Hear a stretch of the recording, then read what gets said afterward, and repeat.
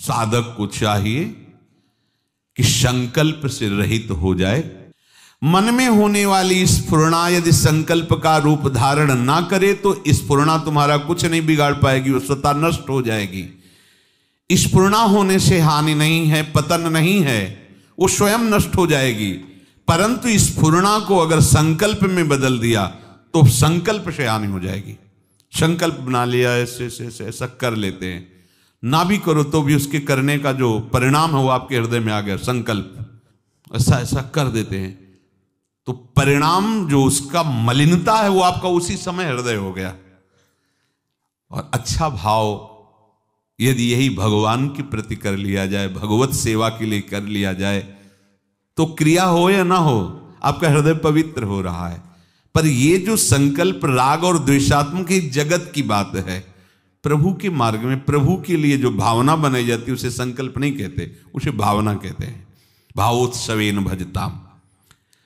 संकल्पों का त्यागी ही साधक है, उपासक है, जिज्ञासु है। संकल्पों का त्याग किए बिना कोई अपने मन की जो चाहते हैं उनको मिटा नहीं पाएगा। उनको मिटाए बिना कोई योगी नहीं हो सकता, चाहे ज्ञान योगी हो, चाहे भक्ति योगी हो, चाहे कर्म योगी हो। और योगारूढ़ हुए बिना किसी को भगवत साक्षात्कार नहीं होता। योगारूढ़ हुए बिना किसी को भगवत साक्षात्कार नहीं होता। मनुष्य जन्म की सार्थकता है प्रभु में प्रेम हो जाना। इसी प्रेम से समस्त दुखों का नाश हो जाता है, समस्त पापों का नाश हो जाता है। पर बिना संकल्प का त्याग किए कोई प्रेमी नहीं हो सकता। इसीलिए प्रभु बार बार कह रहे हैं कि आप अपना संबंध किसी व्यक्ति वस्तु स्थान से नहीं, मेरे से कीजिए। आप संकल्प मत कीजिए, आप मेरी आज्ञा अनुसार करिए। उपासक को भगवद आज्ञा, शास्त्र भगवद आज्ञा, वो संकल्प क्यों करेगा? जैसी आज्ञा वैसा कर रहा है।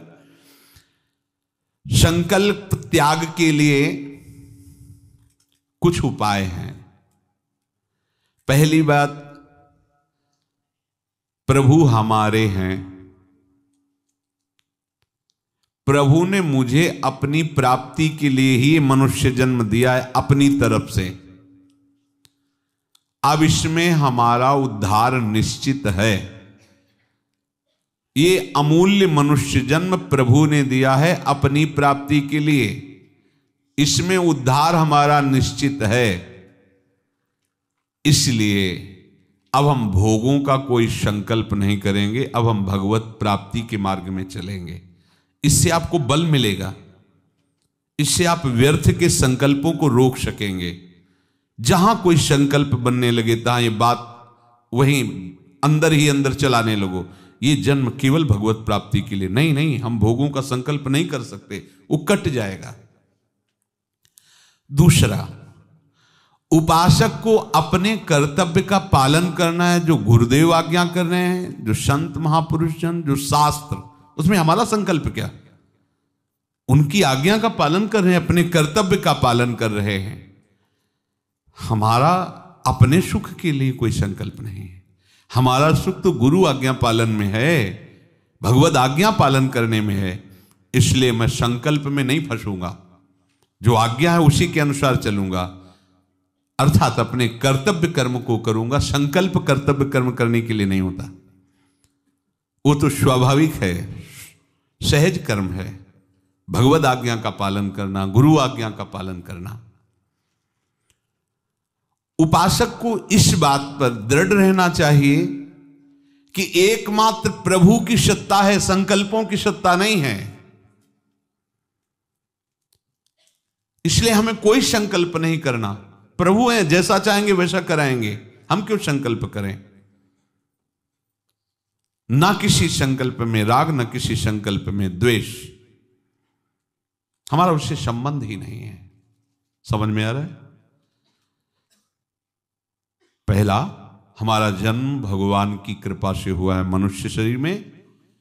इसका उद्देश्य एकमात्र भगवत प्राप्ति है और मेरे को निश्चित इसी जन्म में भगवत प्राप्ति होगी, क्योंकि प्रभु ने विधान रचा है।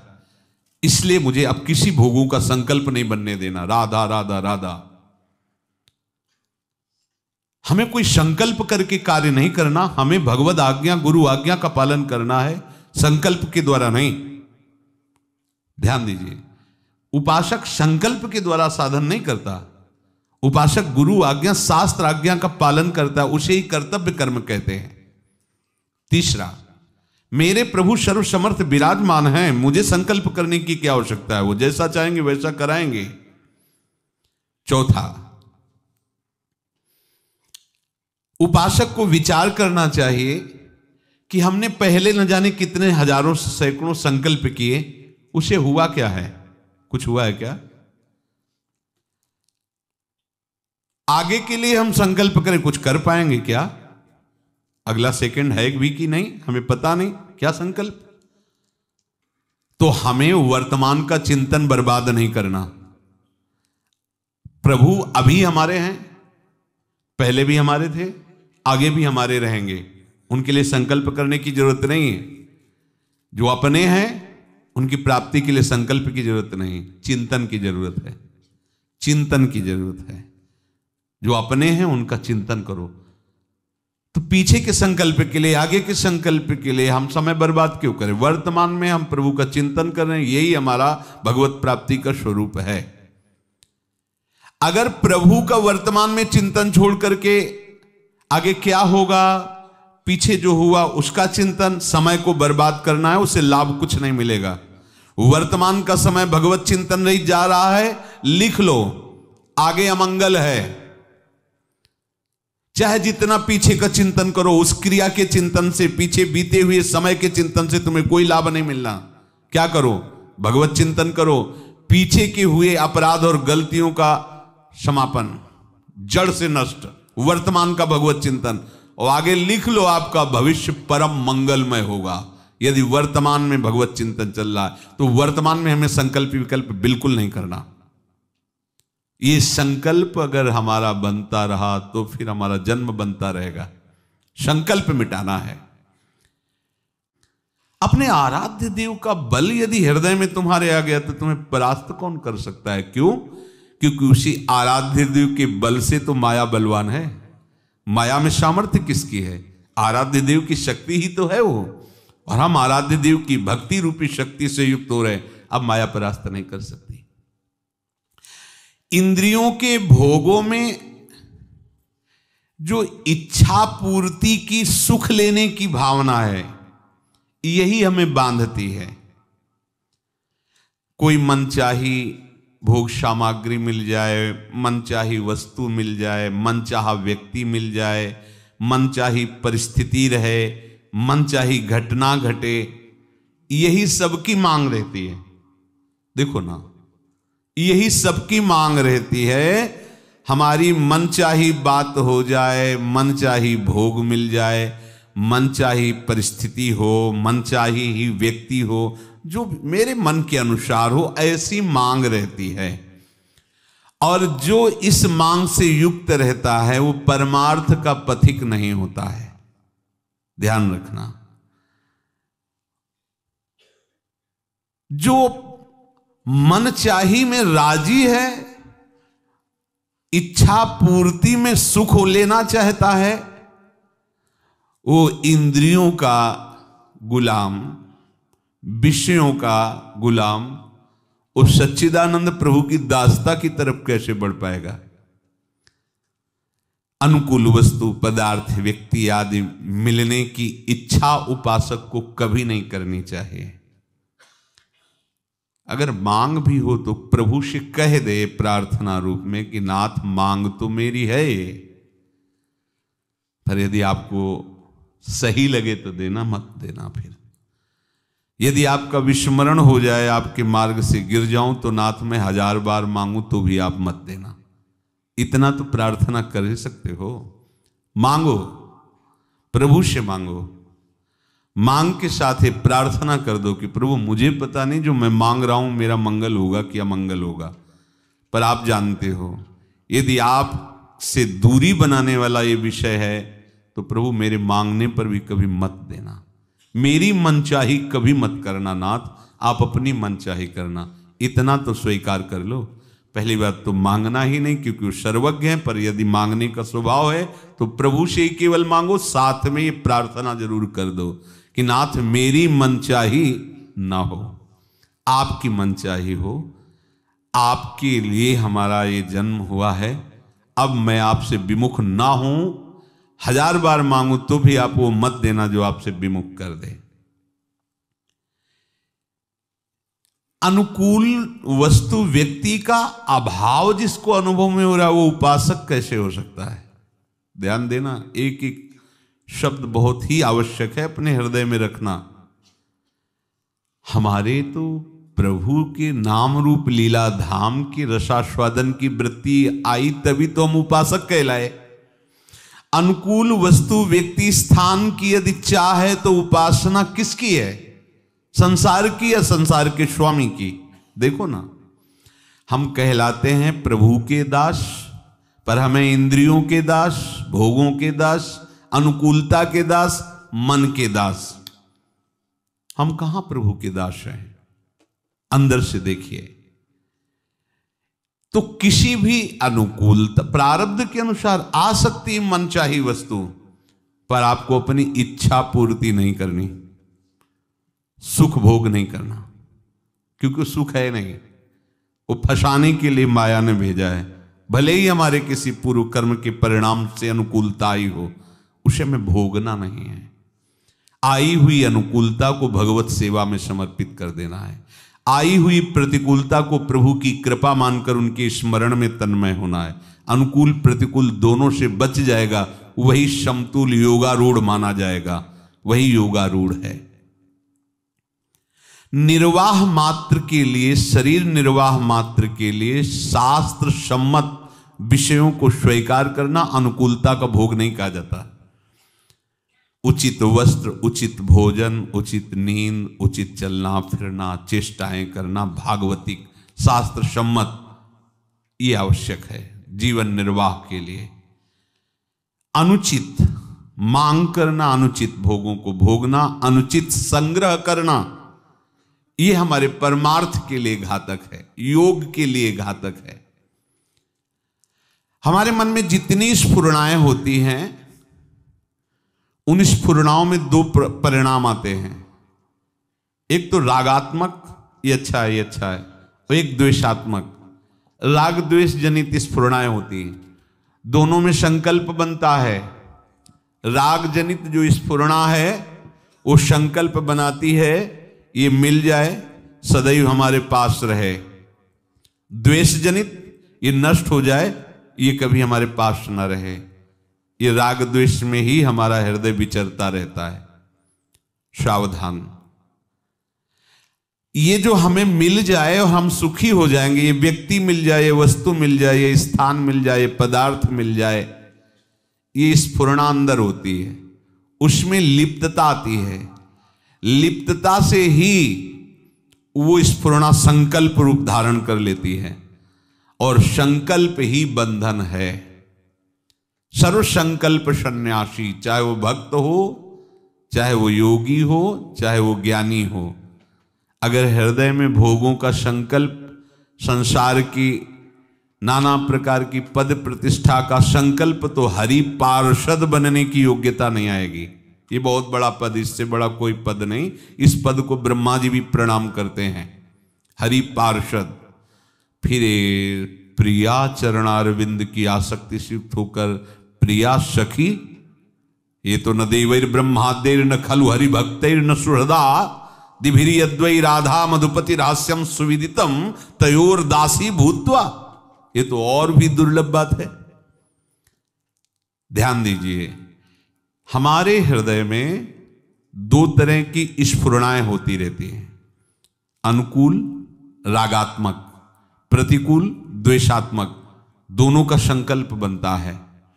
उपासक को चाहिए कि संकल्प ना बनने दे। उसके लिए आपके पास काट है भजन, नाम जप, मंत्र जप, गुण कीर्तन। जब आप बैठे उसी का मनन करेंगे तो संकल्प बना देगा हृदय। संकल्प बना कि बन गए आप। जो संकल्प बना, द्वेषात्मक या रागात्मक, आपको पता नहीं, वो गांठ बंध गई, और वो आपको अशांति प्रदान करेगी, दुख प्रदान करेगी। ये दोनों ही संकल्प ऐसा बंधन डाल देते हैं जिससे केवल अशांति, दुख और हानि के सिवा आज तक किसी को कुछ नहीं मिला। तो कुछ नहीं मिला, वो संकल्प करता चला गया, करोड़पति बन गया, अरबपति बन गया, अमुक पद पे पहुंच गया। परिणाम विनाशी शरीर, विनाशी पद, विनाशी भोग, विनाशी धन। शरीर छूटा, क्या लेके जाएगा? लगा क्या परिणाम में? हाथ क्या लगा? उसका राग, उसके अंदर की द्वेष वृत्ति, वही आगे जन्म का कारण बन जाएगी। इतना सुंदर मनुष्य शरीर भगवत प्राप्ति के लिए मिला, वो भी हट जाएगा। ये दोनों संकल्प सुखद या दुखद ना तो स्वरूप का बोध होने देते हैं और ना भगवान से प्रेम होने देते हैं। प्रेम की तो बात जाने दो, प्रभु में मन नहीं लगने देते।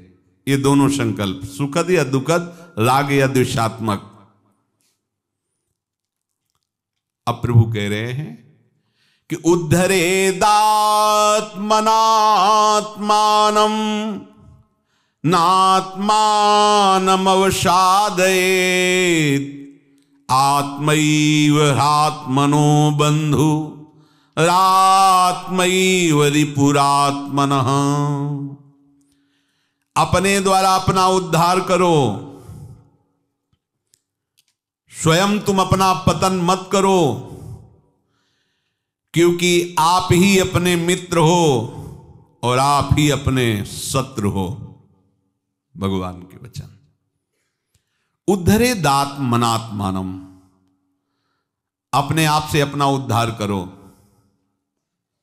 इसका सूक्ष्म भाव यह है, शरीर, इंद्रिया, मन, बुद्धि, प्राण आदि से अपना संबंध हटा दो, उद्धार हो गया।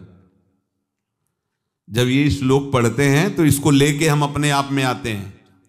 ध्यान देना, जब कभी व्याख्या होगी और जब कभी हम चिंतन करेंगे तो उद्धरेदात्मनात्मानम्, अपने द्वारा अपना उद्धार करो, तो हम इसको तुरंत लेते हैं, ये पूरे ढांचे को, और इसे अपना मान लेते हैं। कभी उद्धार नहीं होगा। यही गलती मिटानी है। अपने आप से अपना उद्धार करने का मतलब अपने उद्धार के लिए इनकी किसी की भी आसक्ति, राग, अपनापन, ये बाधक है। इनका राग नहीं चाहिए, यही हमारा उद्धार हो जाएगा। अभी बिगड़ी जन्म अनेक की, अब ही सुधरे आज। इसी को करने में हमें समय लग रहा है। शरीर से, इंद्री से, मन, बुद्धि, प्राण आदि से अपने आप को हटा लेना, ये अपना उद्धार है। ऊंचा उठा लेना। हमारी बुद्धि क्या निर्णय देती? अपने आप से अपना उद्धार करना मतलब किसी की जरूरत नहीं है। अपने आप से खाया पिया, आराम किया, भजन किया, उद्धार तो अपने आप से होगा। इस स्थूल बुद्धि लेकर के एकांत में रहना, सबको त्याग देना, मांग करके खा लेना, पड़े रहना और अपने आप से अपना उद्धार, इसमें ना तो गुरु की जरूरत है, ना संत की जरूरत है, ना शास्त्र की जरूरत है। भगवान ने कहा उद्धरेदात्मनात्मानम्, अपने आप से। अपने आप से समझो, आप और इस ढांचे में बड़ा अंतर। ये प्रकृति है, आप अपने आप से अपना उद्धार करो, माने हुए संबंध का त्याग करो। सारी की सारी साधना इसी में तो चल रही। जन्म के जन्म बीते जा रहे, हम संबंध नहीं त्याग पा रहे। यहां सूक्ष्मता से समझो, अपने आप को इनसे अलग करना है। पांचों भूले देह सुधी, ये एकमात्र अपने आराध्य देव में तन्मयता।